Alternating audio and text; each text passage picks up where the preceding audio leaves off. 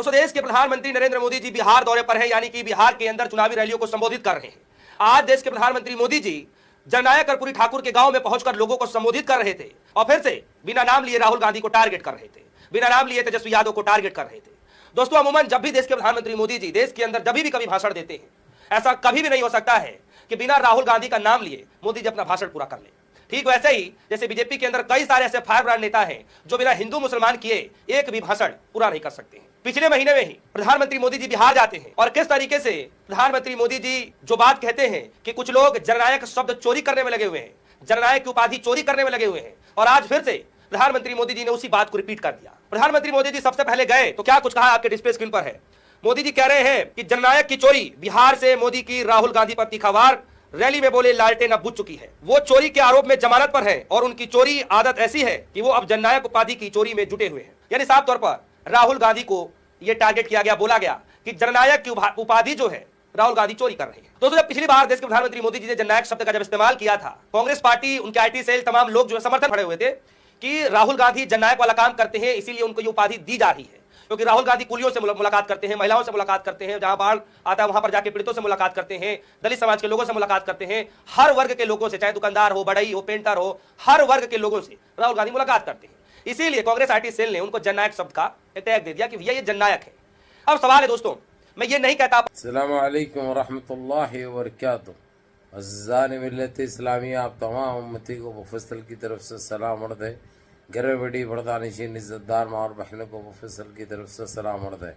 बहरहाल भर के अल्लाह से उम्मीद है आप लोग खैरियत से होंगे, अल्लाह की हिफाजत में होंगे। इन मलनों की मलामत से, इन फ़िरक़ा परस्तों की फ़िरक़ा परस्ती से, इन दरिंदों की दरिंदगी से, इन महाबलिंचरों की महाबलिंचिंग से, इन बलात्कारियों की बलात्कारी से, इन दहशत गर्दों की दहशत गर्दी से महफूज होंगे। अल्लाह आप लोगों को अपने हिफ्ज़ अमान में रखे, अल्लाह अपनी हिफाजत में रखे, अल्लाह हर आबाद से, हर शर से महफूज रखें। बहरहाल भर के मेरे अजीज़ दोस्तों, मेरे भाइयों, देश के हालात से भी आप लोग वाकिफ़ है और देश के बाहर के हालात से भी आप लोग वजह वाकिफ़ है। लेकिन ये आपका भाई आपको देश की ही खबर सुनाऊंगा, खासकर बिहार की आप बीती, जो कि वहाँ पे इलेक्शन होने जा रहा है, वोटिंग डाली जाने वाली है और इंतखाबात है वहाँ पर। आज हमारे देश के सबसे बड़े मंत्री, अब क्या बोलते बोलो आप लोग, कोई बेकूफ बोलते, कोई क्या बोलते, कोई क्या बोलते, खैर कुछ भी बोलो भाई, छोटा मुंह बड़ी बात, फिर मैं बोले तो घप बोल के लग जाता। इसलिए आज उन्होंने थे, चिराग पासवान था, चीटर कुमार था और वहाँ पे बड़ी लुल्ली उठाई गई, बड़ी लुल्ली, लुल्ली बोले तो समझते ना।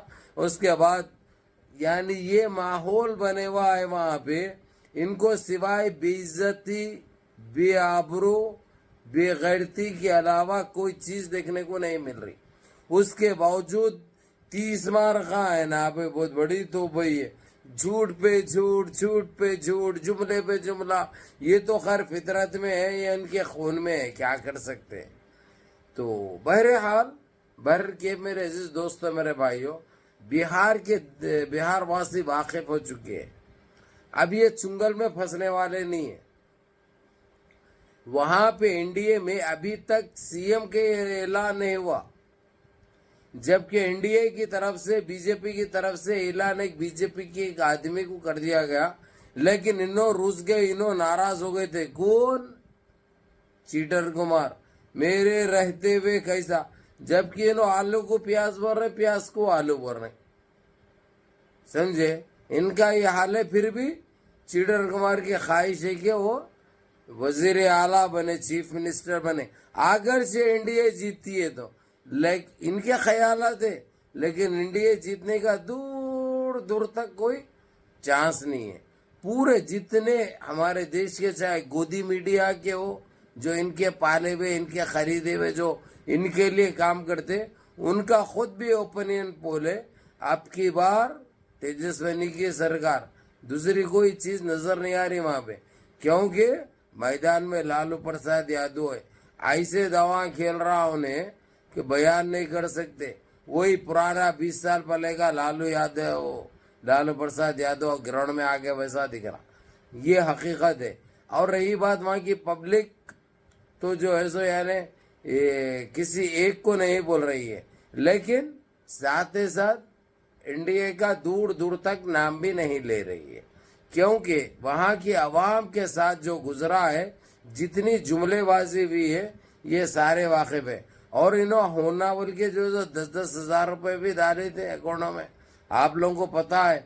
लेकिन वहाँ की आवाम इतनी होशियार हो चुकी है, वो 10,000 रुपए भी ले तो उनको मालूम है ये उनके ही माल है। इन्हों कहाँ से लाए, इनका कुछ था, इन्हों तो लंगे भुक्के। इनको पता है 10,000 है, 10 लाख भी अगर से डाले तो जो है सो लिए वास्ते भी इनको वोट नहीं देते कहते वो लोग। ये कहना है वहाँ की आवाम का। तो मैं यही कहूँगा कि ये लोग जाग चुके हैं, होशियार हो चुके हैं। अब इसके आगे अब जो है सो आप लोग जानते हैं अच्छी तरह क्या हालात होने वाले, क्योंकि घोड़ा मैदान भी सामने, ज्यादा वक्त नहीं है। 14 नवंबर को रिजल्ट है। अब आप लोगों के सामने आ जाएगा, दूध का दूध, पानी का पानी।